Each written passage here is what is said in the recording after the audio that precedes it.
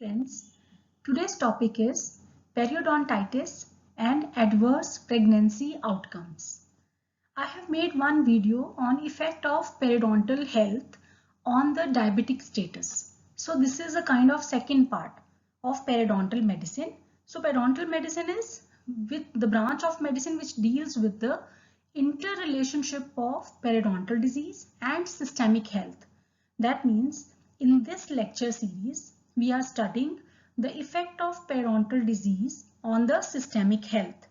And today's part is effect of periodontitis on adverse pregnancy outcome.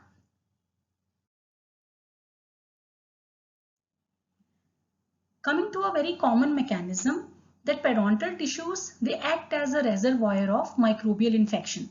So we all know that periodontal disease is an infectious disease caused by mainly gram-negative anaerobic flora.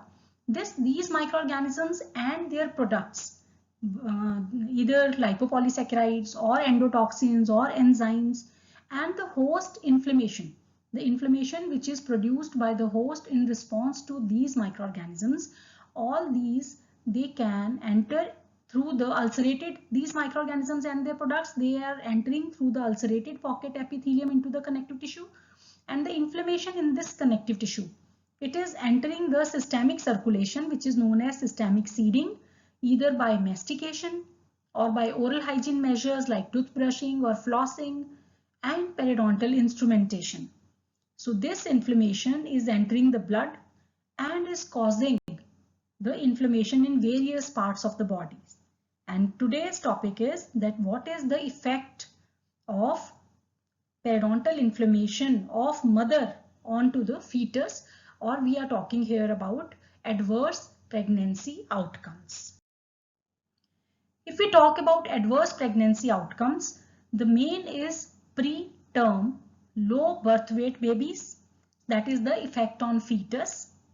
Then there are certain effects on the mother also, on mother's health. So preeclampsia, that is pregnancy induced hypertension, and gestational diabetes, that is which is caused by insulin resistance. This I have already explained in my previous video. So if we talk about preterm, what do we mean by preterm? This is like when less than 37 weeks of gestation is there, like baby is born before 37 weeks. Low birth weight means when baby is weighing less than 2500 grams. So we call it as preterm low birth weight babies. See, we all know in the 9th month of gestation, mainly the weight gain occurs. So if the child is born before the full term, less than 37 weeks of gestation, then there has to be some low birth weight, right?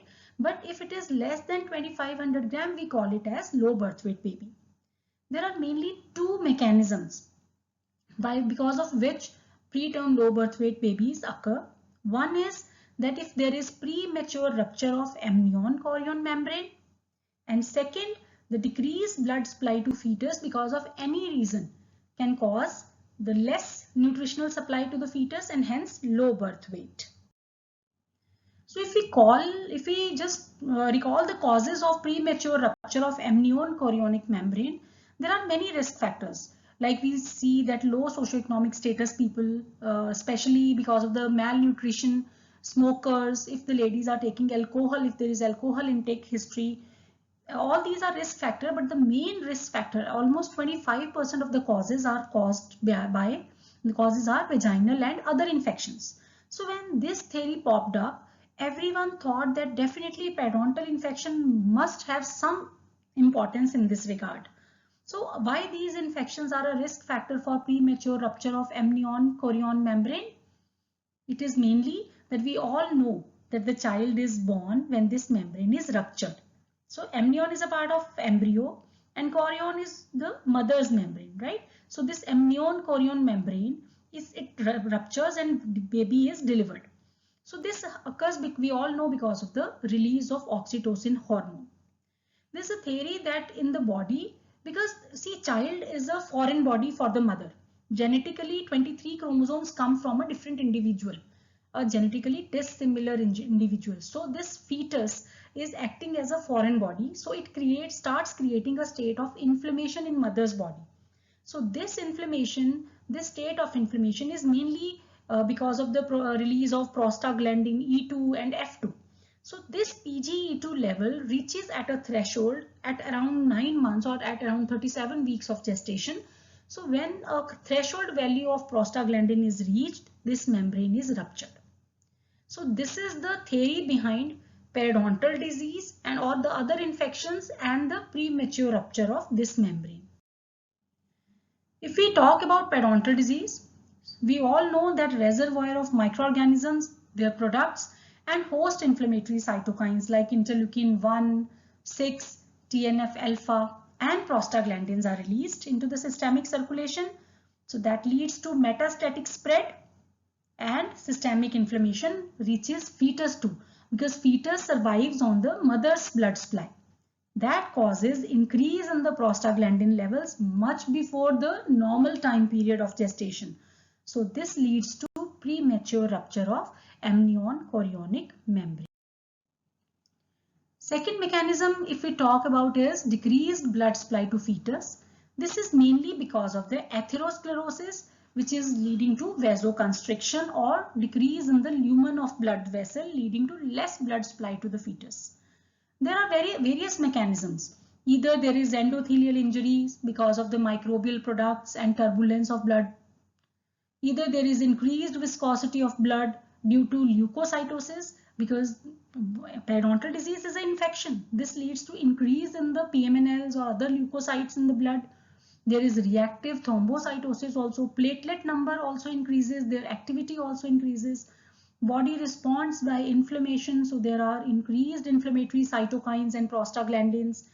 And the main factor is Porphyromonas gingivalis releases a platelet aggregating factor, which leads to platelet aggregation and thrombosis. So all these factors are actually leading to thrombosis, and they are risk factors for development of atherosclerosis.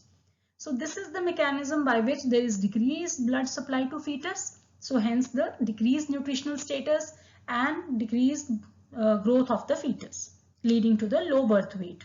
These are also the underlying mechanisms of pregnancy-induced hypertension, that is preeclampsia.